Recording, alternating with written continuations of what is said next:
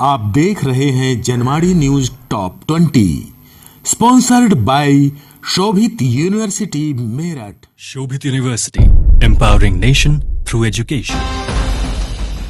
नमस्कार, स्वागत है आपका जनवाड़ी डिजिटल न्यूज की दुनिया में। मैं हूं आपके साथ अजीत आनंद। आइए नजर डालते हैं दिन भर की खास खबरों पर।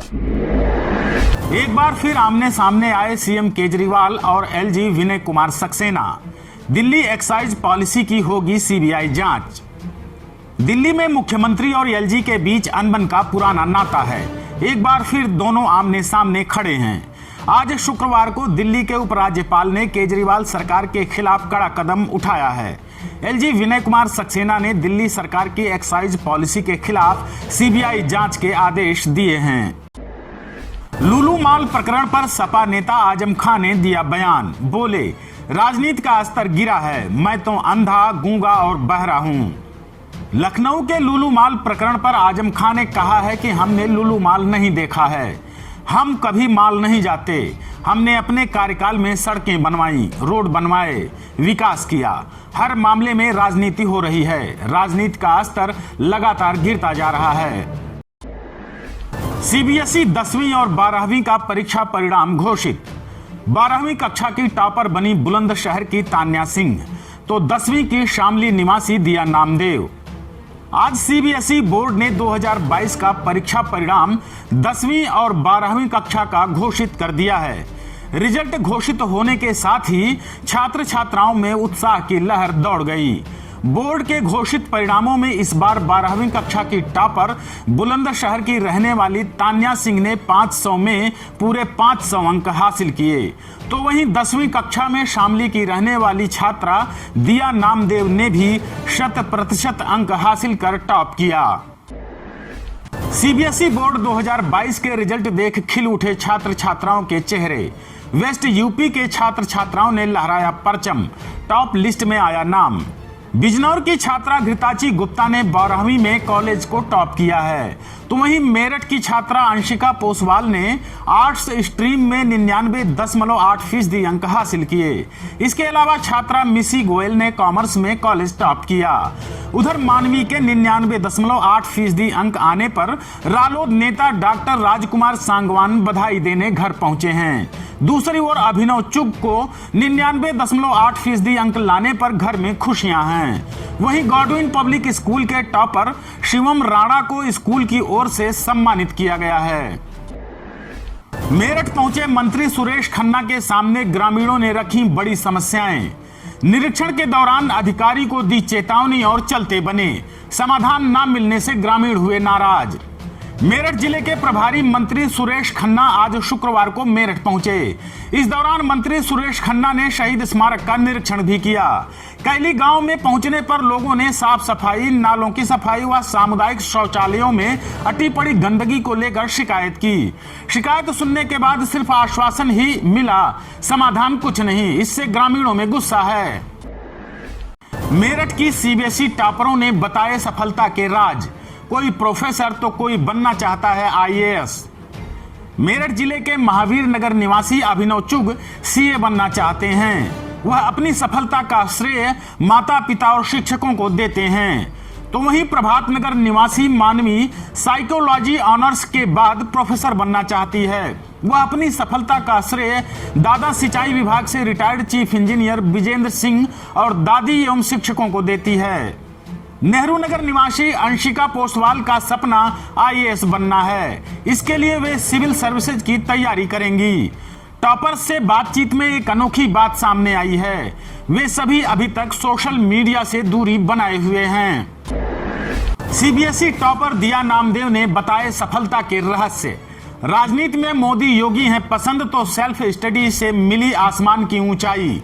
शामली शहर की मोहल्ला मनिहारन निवासी दिया नामदेव ने सीबीएसई की 10वीं की परीक्षा में 100% अंक लाकर जिले और परिवार का नाम रोशन किया है। दिया ने बताया कि वह सेल्फ स्टडी करके 100% अंक हासिल की है। दिया की जुड़वा बहन रिया भी है, इसी स्कूल में 10वीं की छात्रा है। उसने परीक्षा में 80% अंक हासिल किए हैं। रिजल्ट आने के बाद परिवार में खुशी का माहौल है। दिया भविष्य में इंजीनियर बनना चाहती है। दिया ने बताया कि राजनीति में उसे मोदी और योगी क्यों पसंद हैं। उसका कहना है कि इन मोदी और योगी ने छात्राओं को सुरक्षित माहौल देने का काम किया है, जिससे छात्राएं बिना किसी डर के स्कूल जाती हैं। इसलिए दोनों नेता उसकी राजनीतिक पसंद हैं। सार्वजनिक होगी कानपुर के विकास दुबे मुठभेड़ केस की रिपोर्ट। सुप्रीम कोर्ट ने कार्रवाई के लिए दिए निर्देश। कानपुर के चर्चित बिकरू कांड मामले में सुप्रीम कोर्ट ने यूपी सरकार को जांच समिति की रिपोर्ट पर उचित कार्रवाई के निर्देश दिए हैं। इसके साथ ही उच्चतम न्यायालय ने सेवानिवृत्त न्यायमूर्ति BS चौहान समिति की रिपोर्ट को सार्वजनिक करने और उसे अपनी वेबसाइट पर अपलोड करने का आदेश भी दिया है। केरल में मिला मंकी पॉक्स का तीसरा केस, मचा हड़कंप। राज्य में कोविड के साथ स्वाइन फीवर का भी बढ़ा संक्रमण। केरल में मंकी पॉक्स का तीसरा केस सामने आया है। यह शख्स भी पूर्व में मिले संक्रमित की तरह UAE से लौटा है। 35 साल का यह शख्स इस महीने की शुरुआत में संयुक्त अरब अमीरात से केरल आया है। सैंपल की जांच में मंकी पॉक्स की पुष्टि हुई है। अभिनेता विजय देवरकोंडा ने तोड़ा आमिर सलमान खान की फिल्म का रिकॉर्ड। 24 घंटे में हासिल किए 5 करोड़ से ज्यादा व्यूज। साउथ फिल्मों के अभिनेता विजय देवरकोंडा की फिल्म लाइगर के ट्रेलर लॉन्च को 24 घंटे से ज्यादा का समय हो गया है, लेकिन लोगों के दिमाग से अभिनेता का खुमार कम होने का नाम नहीं ले रहा है।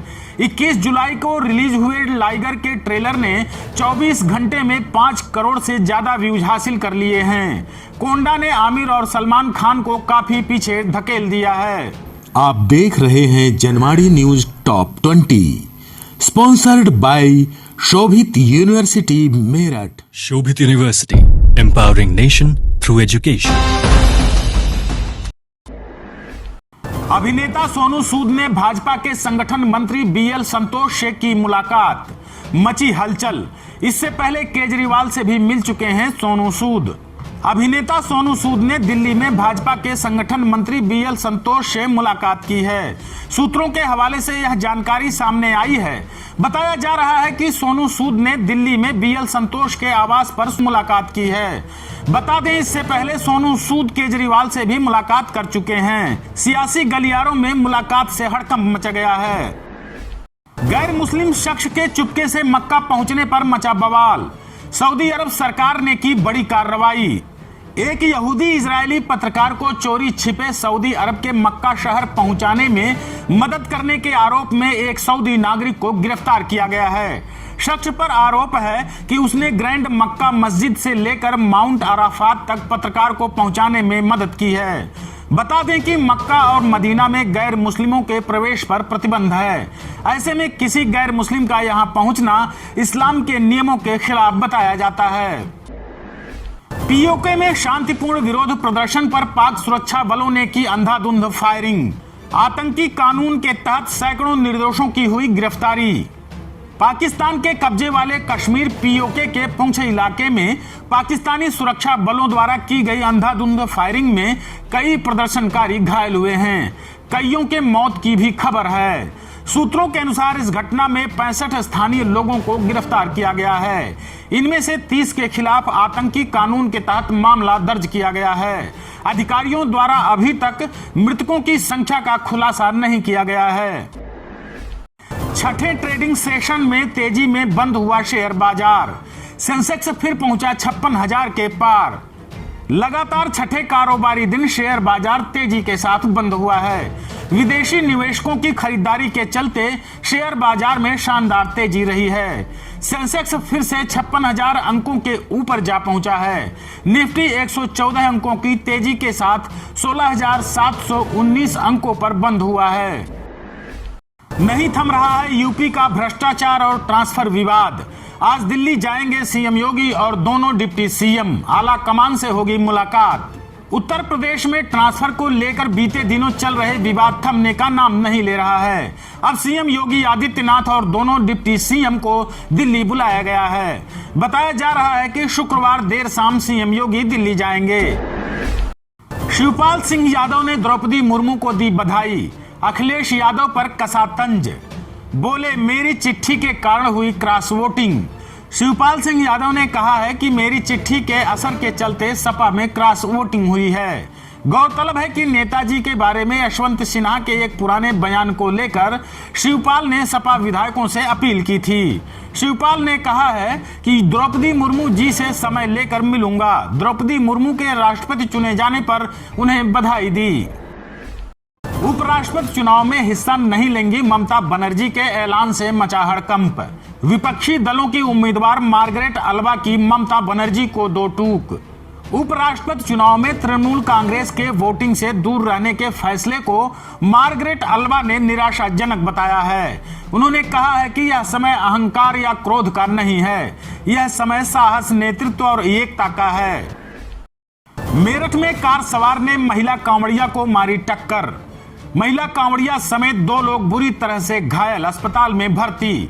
मेरठ में एक कार सवार ने कांवड़ मार्ग पर महिला कांवड़िया को टक्कर मार दी। इसके अलावा एक सफाई कर्मी की कार में भी टक्कर मारी। इस हादसे में महिला कांवड़िया समेत 2 लोग बुरी तरह से घायल हो गए हैं। घायलों को अस्पताल में भर्ती कराया गया है।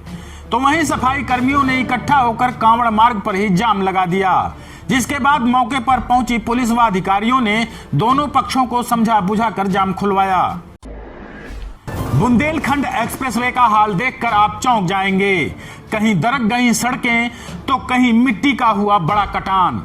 पहली बरसात के बाद ही बुंदेलखंड एक्सप्रेसवे के निर्माण पर सवाल उठने लगे हैं। एक्सप्रेसवे के 286.6 किलोमीटर पर एक पुलिया बनाई गई है, जिसके दोनों तरफ बड़ी मात्रा में मिट्टी का कटान हो गया है। मिट्टी कटान कई और जगह भी हुआ है, जिस वजह से सड़कें दरक गई हैं। बता दें कि इटावा से चित्रकूट तक 294 किलोमीटर लंबे बुंदेलखंड एक्सप्रेसवे का उद्घाटन अभी 16 जुलाई को प्रधानमंत्री नरेंद्र मोदी ने किया था। उद्घाटन के महज 5 दिन बाद हुई बारिश ने बुंदेलखंड एक्सप्रेसवे की कलई खोलकर रख दी है। जालौन में सड़क धंस गई तो इटावा में सड़क में दरार भी पड़ गई है।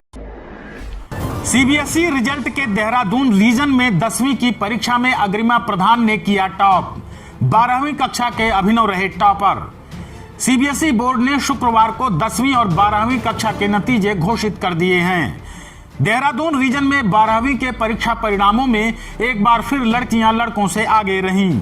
अग्रिमा प्रधान ने 10वीं कक्षा में तथा 12वीं कक्षा में अभिनव ने देहरादून रीजन में टॉप किया है। आप देख रहे हैं Janwadi news top 20, sponsored by Shobhit university Meerut. Shobhit University, empowering nation through education.